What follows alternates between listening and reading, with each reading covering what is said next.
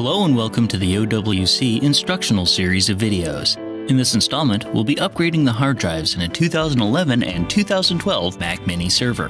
For this video, we'll be using the 2011 Mini, but the instructions for the 2012 model are identical.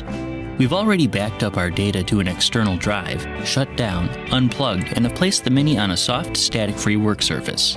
We are now ready to begin.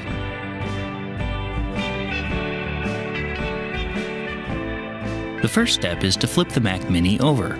Rotate the bottom cover counterclockwise until the two white dots are aligned. You can then gently lift the cover off. The memory modules are located here. To remove them, gently pull outward on the retaining clips until the top module pops up. Then, gently pull the module straight out. Repeat the process for the lower module. Next, use your Torx T6 screwdriver to loosen these three screws that hold the fan in place.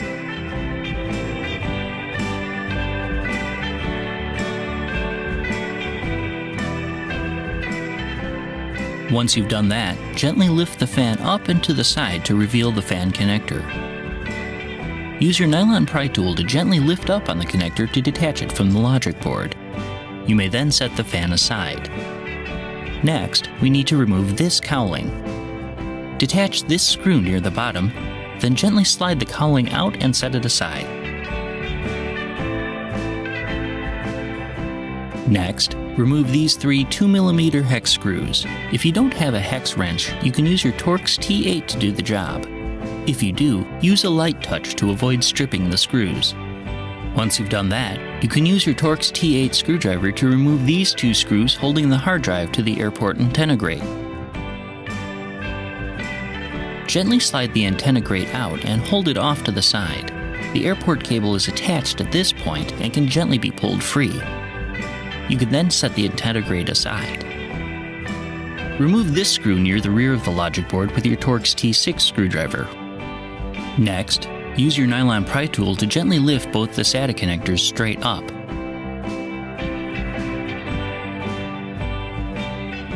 Then, do the same with the IR board connector.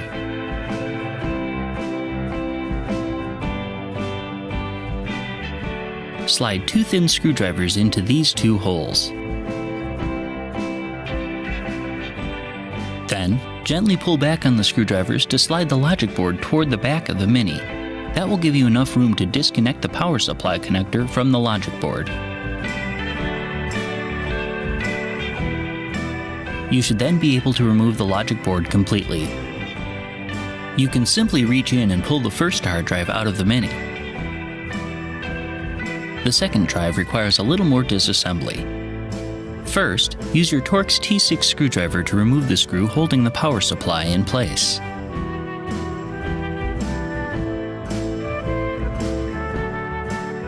Next, slide the small retaining clip out from under the socket. Then rotate the power socket itself 90 degrees counterclockwise. You can then slide the power supply out of the Mini. Use your Torx T6 screwdriver to remove the last screw holding the second drive carrier in place. Once you've done that, you can lift the carrier up and out of the Mini. We'll need to remove some hardware from the old drive so we can reuse it on the new ones. Use your Torx T8 screwdriver to remove these four mounting screws.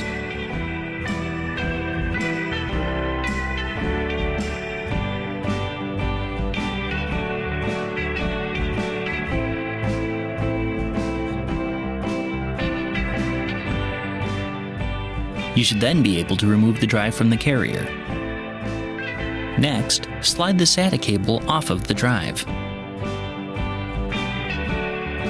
We'll need to peel these two anti-static pads off the bottom of the drive, as well as the two smaller ones on the top.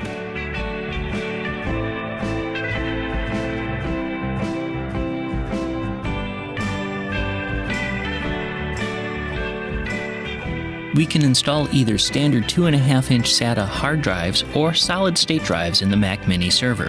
For this installation, we'll be installing a pair of OWC Mercury Extreme Pro 6G SSDs. Take the drive that you wish to install in the second bay and attach the anti-static pads we just removed in the same positions as they were on the original drive. There should be enough residual adhesive to allow them to stick.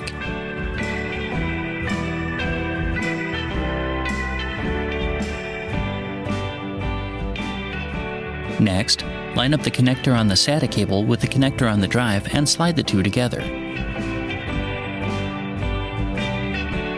Set the drive on your work surface as shown and place the carrier over the top. Then, attach the drive to the carrier using the 4 mounting screws.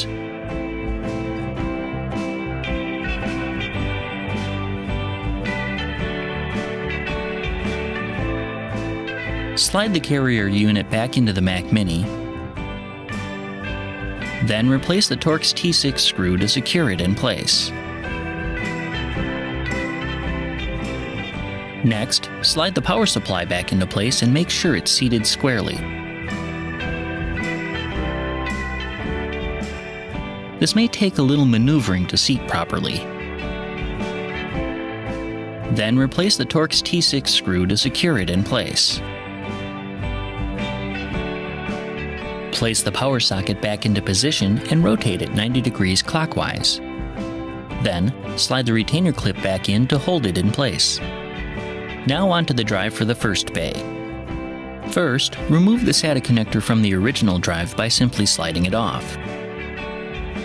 Next, remove these 2 mounting pins by using your Torx T8 screwdriver.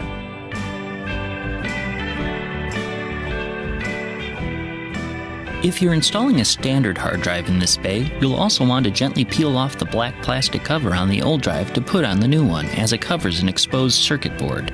If you're installing an SSD in this bay, you can skip this step since there's no exposed circuitry to cover.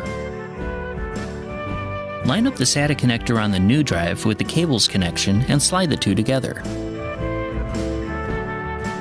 Next, attach the 2 mounting pins in these 2 spots.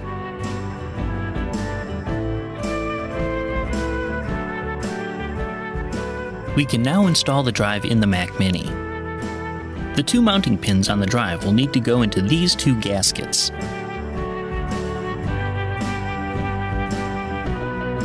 It may take a little maneuvering to seat the drive correctly.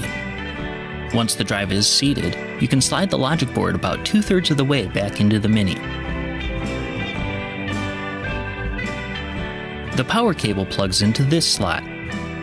Line the slot in the connector up and push the logic board forward until you can plug the two together.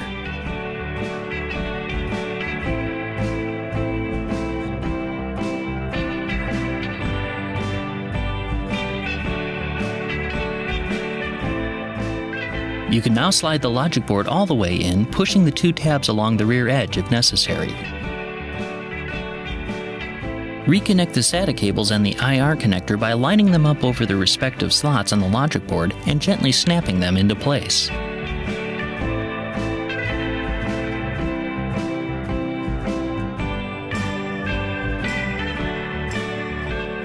Then, reattach the Torx T6 screw near the rear of the logic board. To reattach the connector on the airport antenna to the connector on the board, simply line them up and press them together. Slide the antenna grate back into place and maneuver it so it sits flush.